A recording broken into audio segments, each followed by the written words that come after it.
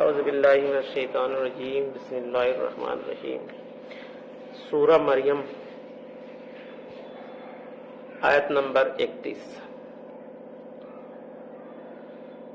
عیسیٰ علیہ السلام کے تعلق سے بات چل رہی ہے کہ عیسیٰ علیہ السلام کی والدہ مریم سلام اللہ علیہ جب قوم کے پاس لے کے جاتی ہیں اپنے بچے کو، یعنی عیسیٰ علیہ السلام کو، تو پیچھے بیان ہو چکا ہے سب معاملہ کہ لوگوں نے کس طرح سے کی بات کہی، تو اسی کے سوال کے لوگوں کے سوال کے جواب میں عیسیٰ علیہ السلام نے یہ جواب دیا۔ یہ آیت ہے، وَجْعَلْنِي مُبَارَكًا أَيْنَمَا كُنْتُ وَأَوْصَنِي بِالصَّلَاةِ وَالزَّكَاةِ مَا دُمْتُ حَيًّا، اور مجھے بابرکت بنایا جہاں کہیں بھی میں ہوں گا، مجھے اس نے تاکید کی ہے نماز کی، زکوٰۃ کی، جب تک میں زندہ رہوں۔ یعنی عیسیٰ علیہ السلام نے لوگوں سے کہا کہ نماز پڑھنا ہے اور زکوٰۃ دینا ہے جب تک میں زندہ رہوں۔ یعنی شریعت عیسوی میں بھی یہ نماز اور زکوٰۃ کی پابندی تھی، مگر آج کل جو ہے عیسائی اس بات کو نہیں مانتے ہیں۔ اور حضور صلی اللہ علیہ وسلم کی شریعت میں بھی ہے کہ نماز پڑھنا اور زکوٰۃ دینا فرض ہے۔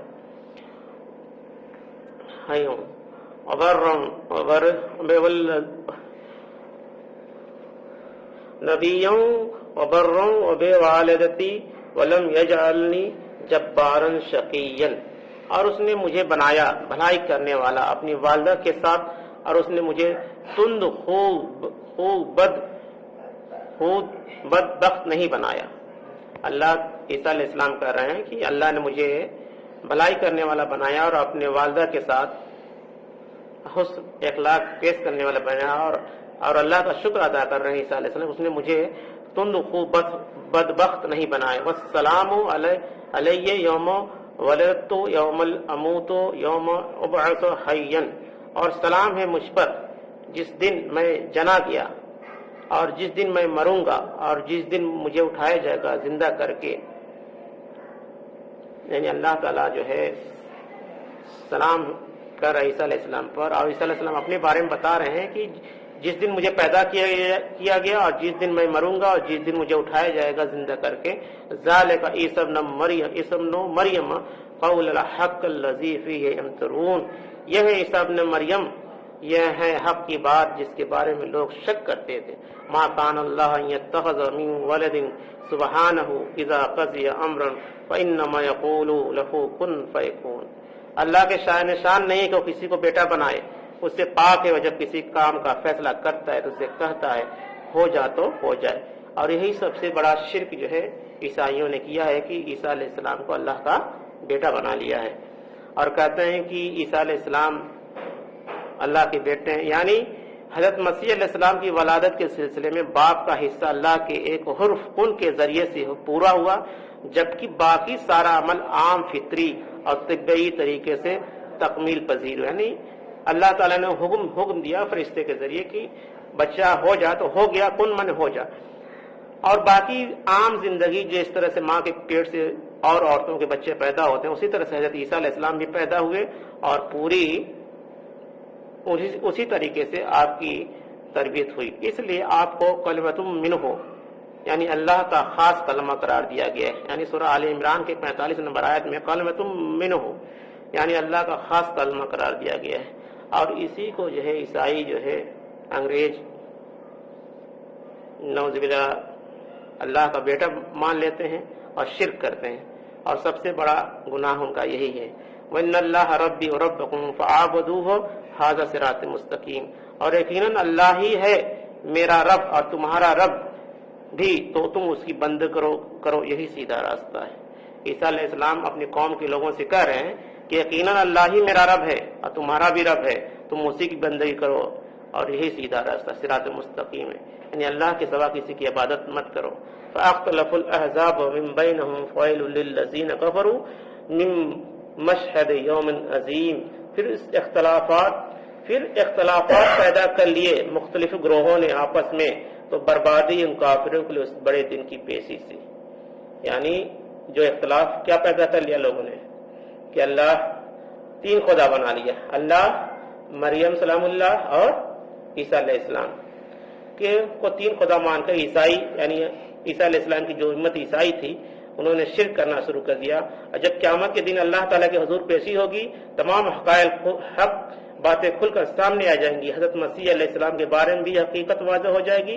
چنانچہ اس بارے میں جن لوگوں نے من گڑت عقیدے بنائے ہیں پھر ان کو غلط عقائد پر ہی جمے رہے حتیٰ کہ اسی حالت میں انہیں موت آ گئی تو ایسے لوگوں کے لیے اس دن ہلاکت اور بربادی کے سوا کچھ نہیں.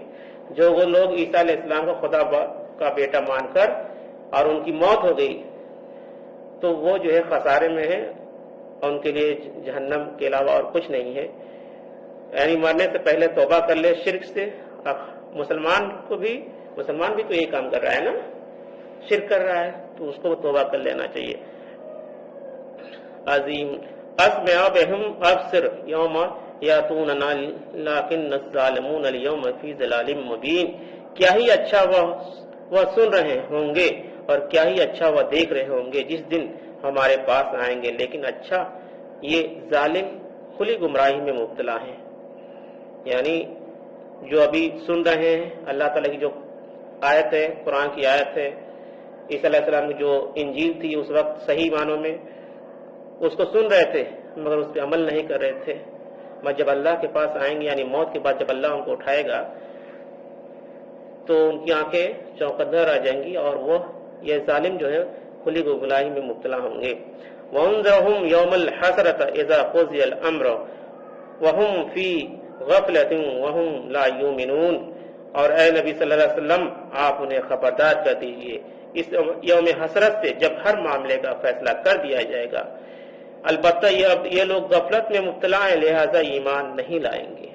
یعنی جو لوگ جان بوجھ کے سب کچھ جانتے بوجھتے کہ عیسیٰ علیہ السلام اللہ کے رسول ہیں اور حضور صلی اللہ علیہ وسلم اللہ کے رسول تھے، اس ساری باتوں کو جانتے ہوئے حق کیا ہے، اللہ ایک ہے، کتاب اللہ قرآن مجید ہے، تو سب باتوں کو جانتے ہوئے بھی ہر دھرمی پہ اڑے ہوئے ہیں تو ان کے لیے اللہ نے کہا کہ یہ لوگ اب ایمان لینے والے نہیں، سمن بکمن ہو گئے، نہ کانوں سے سنائی دے گا نہ آنکھوں سے، ان کے دل ایک دم سیاہ ہو چکے ہیں.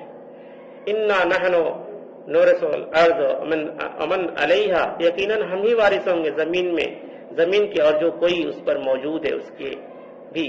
یعنی اس دن روئے زمین کی حکمرانی، دنیوی مال و متاع کی ملکیت، عارضی دعوے داری سے سب ختم ہو جائیں گے اور اس سب کچھ کی وراثت ظاہری طور پر ہمیں منتقل ہو جائے گی. یعنی آج بھی اللہ مالک ہے سارے جہاں کا اور قیامت کے دن کا بھی مالک اللہ ہی ہے، مالک یوم الدین، یعنی قیامت کے دن کا مالک ہے. وَإِلَيْنَا يَرْجَعُونَ، اور یہ سب لوگ ہماری طرف ہی لوٹ آئے جائیں گے. یعنی جب مرنے کے بعد میدان حشر میں اکٹھا کیا جائے گا. امام مسند احمد کی ایک حدیث ہے کہ جب سارے جہنمی جہنم میں ڈال دیے جائیں گے اور سارے جنتی جنت میں ڈال دیے جائیں گے تو پھر موت کو ایک بھیڑیے کی شکل میں لایا جائے گا اور اللہ کے حکم سے ذبح کر دیا جائے گا اور کہا جائے گا جنتی اب تمہیں موت نہیں آنے والی ہے اور جہنمیوں تمہیں ابھی موت نہیں آنے. یہ دونوں لوگ اتنی خوشی کے مارے اتنی خوش ہوں گے کہ جہنمی تمنا کریں گے کاش مجھے موت آ جائے، مگر ایسا اس دن نہیں ہوگا. اس لیے مرنے سے پہلے انسان کو توبہ کر لینا چاہیے اور صحیح راستے پہ چلنے کی توفیق عطا فرمائے. اسی میں اللہ تعالیٰ کہتا ہے نا وَإِلَيْنَا يَرْجَعُونَ، اور یہ سب لوگ ہماری طرف لوٹائے جائیں گے. یعنی جو ایمان لایا ہے وہ بھی لوٹایا جائے گا اور جو ایمان نہیں لایا ہے دونوں اللہ کی طرف. یعنی موت کا کوئی انکار نہیں کر سکتا. بھائی جیسے مہارانی وکٹوریہ کیا کمی تھی دنیا میں، انگلینڈ کی مہارانی کچھ کمی تھی، اور کل آج ہی خبر آئی کہ پردھان منتری کی والدہ کا بھی انتقال ہو گیا. یعنی موت کو مزہ ہر شخص کو چکھنا ہے، چاہے وہ اللہ کو مانے یا نہ مانے. اللہ کی طرف وہی بات یہاں پہ کہی جا رہی ہے کہ چاہے دنیا کوئی بھی انسان ہو سب کو اللہ کی طرف لوٹ کر جانا ہے. اللہ تعالیٰ سے دعا ہے کہ ہم لوگوں کو صحیح بات اور صحیح عمل کرنے کی توفیق عطا فرمائے، قرآن کی حکم کو اپنی زندگی میں لانے کی توفیق عطا فرمائے. آمین ثم آمین.